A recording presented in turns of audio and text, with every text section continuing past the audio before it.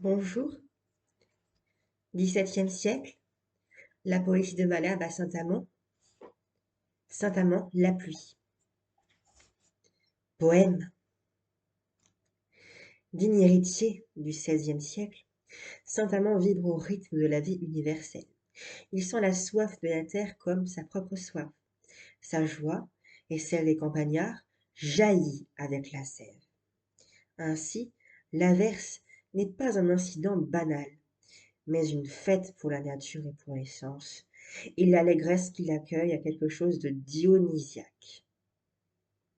La strophe est celle de Malherbe. Enfin, la haute providence, qui gouverne à son gré le temps, travaillant à notre abondance, rendra les laboureurs contents. Sus, que tout le monde s'enfuit. Je vois de loin venir la pluie. Le ciel est noir de bout en bout, et ses influences bénignes vont tant verser d'eau sur les vignes que nous n'en boirons point du tout. L'ardeur grillait toutes les herbes, et elle les voyait consumées. Qui n'eût pas cru tirer des gerbes assez de grains pour en semer? Bref, la terre, en cette contrée, d'une béante soif outrée, n'avait rien souffert de pareil, depuis qu'une audace trop vaine porta le beau fils de Clymène sous le brillant char du soleil. Mais les dieux, mettant bas les armes, que leur font prendre nos péchés, veulent témoigner par des larmes que les nôtres les ont touchés. Déjà l'humide iris étale son beau demi-cercle d'opale dans le vague chant de l'air, et pressant mainte épaisse nue, fait obscurcir à sa venue le temps qui se montrait si clair. Païens, sauvons-nous de ta salle!